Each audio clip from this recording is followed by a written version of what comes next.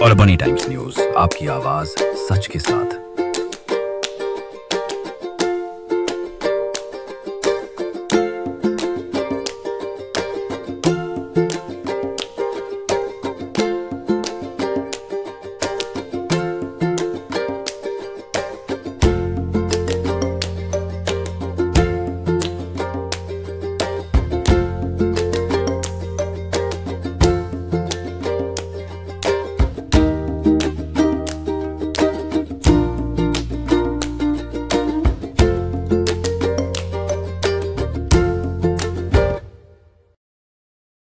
Sir, आज महानगरपालिकेतर्फे पद्मविजेता यांचा प्रशिक्षण घेण्यात आलं वीरमरण, काय प्रतिक्रिया आहे? परभणी शहर महानगरपालिका परभणी दीनदयाल अंत्योदय योजना राष्ट्रीय नागरी उपजीविका अभियानच्या माध्यमातून पथविक्रेत्याकरिता FSSAI सर्टिफिकेटच्या संदर्भात म्हणजे अन्नाची निगा कशा पद्धतीने ठेवायला पाहिजे, स्वच्छ कसे ठेवायला पाहिजे या संदर्भात फूड आणि ड्रग्सच्या माध्यमातून त्यांच्या प्रतिनिधीच्या माध्यमातून परभणी शहरातील जवळजवळ 800 पथविक्रेत्यांना बेरवना सभागृह या ठिकाणी स्वच्छतेच्या संदर्भात मार्गदर्शन करण्यात आले। या कार्यक्रमाकरिता महानगरपालिकेचे आयुक्त हे नार्वेकर सर या ठिकाणी उपस्थित होते। त्यांच्या मार्गदर्शनाखाली आमच्या NULMच्या पूर्ण टीमने या ठिकाणी सर्व पथविक्रेत्यांना ज्यांना 10,000 च्या अगोदर लोन मिळालं होतं त्यांना या ठिकाणी बोलवण्यात आलं। त्यानंतर ज्यांना 10,000चं लोन परतफेड केलेलं आहे त्यांना 20,000 देण्यात आले। परंतु आता या मागच्या आठवड्यापासून या योजनेमध्ये चेंजेस आलेले आहेत। म्हणजेच अगोदर 10,000ची जी योजना होती आता डायरेक्ट 15,000 मिळणार आहेत।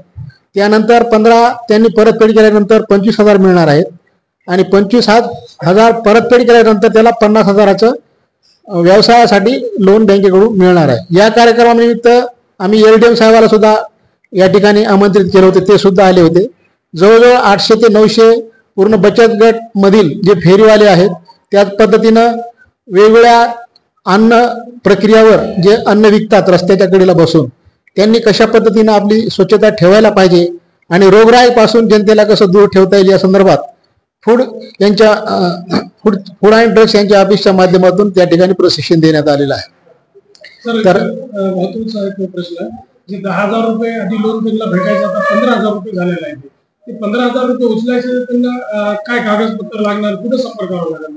15,000 साठी त्यांना बँकेचं पासबुक, पॅन कार्ड आणि आधार कार्ड, आपल्या मोबाईलला जे लिंक आहे ते आधार कार्ड असले त्यांचे त्या 3च त्या पेपरमध्ये त्यांचं काम होऊन जातं। संपर्क कोणाला करायचा? आपल्या NULM ऑफिस मध्ये किंवा आपल्या मोबाईल सुद्धा आपल्याला भरता येते।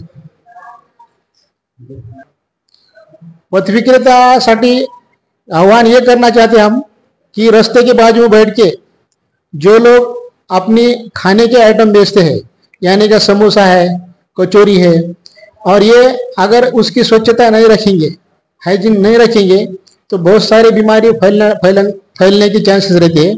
इसीलिए फूड सेफ्टी के माध्यम से उनको ट्रेनिंग दी गई आज।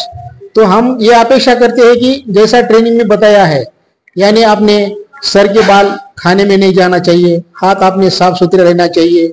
उसी के साथ साथ हाथ के अगर आपको जख्म है तो जख्म ठीक से उसको बैंडेज करके या उसके ऊपर अपना हैंड ग्लोव्स पहन के जनता को या आने वाले कस्टमर को आपने सप्लाई करना चाहिए, तो रोगराई ज़्यादा फैलेंगी नहीं, ये हम उनको आह्वान करेंगे। और जो भी दिक्कत आती है, यानी रास्ते के बाजू में जो भी लोग बैठ के अपना कारोबार करते हैं तो उनको रिक्वेस्ट करेंगे कि रास्ते के आजू बाजू जहाँ पर पब्लिक को तकलीफ नहीं होना चाहिए ऐसे जगह पर बैठकर उन्होंने अपना जो भी खाद्य पदार्थ है वो बेचना चाहिए और उसके ऊपर ज़्यादा से ज़्यादा उनकी स्वच्छता कैसी रखनी चाहिए इसके बारे में भी आज उनको जानकारी दी है।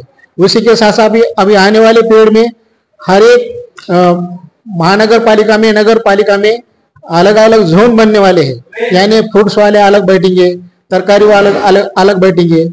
ऐसे जैसे हमारे महानगर पालिका के अंतर्गत अ, ब, क ऐसी समितियां है, उसके माध्यम से अलग अलग जगह पर उनको हम बिठाने की कोशिश करेंगे और अपने जो भी रास्ते पे बैठते हैं उनको भी बैठने की जरूरत नहीं है। ये जब होगा तो अभी इसमें पूरे फेरी वाले सदस्य भी आए थे आज, और फेरी वाले जो भी लोग हैं वो भी आए थे, लेडीज जेंट्स, उनको एक टाइम का नाश्ते की भी हमने फूड सप्लाई सेफ्टी के ऑफिस के माध्यम से किए थे। उसी के साथ साथ चाय पानी की भी उनकी व्यवस्था की गई।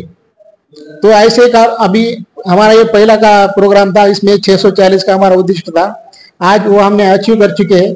इसी तरह फेरी वाले के बारे में जो जो हमारे पास योजना शासन के माध्यम से आएंगे तो उनको अच्छी तरह से निभाने का काम हम जनता तक पहुंचाने का काम मैं और हमारे टीम के माध्यम से करने वाले। इसमें हमारे शेख साहब है, पठान साहब है, हमारे समुदाय संगठक नागसेन कांबड़े है, आशा सोनोने मैडम है, उसी के साथ साथ रेखा तपसे, जटे सर है, गोविंद कपाट है, इनका भी योगदान अच्छी तरह से रहा। यानी कि एक 2-3 दिन से हम लगातार फेरी वालों को फोन करके यहाँ पर आज बुलाए हैं, इसीलिए पूरा कार्यक्रम सक्सेस हो चुका।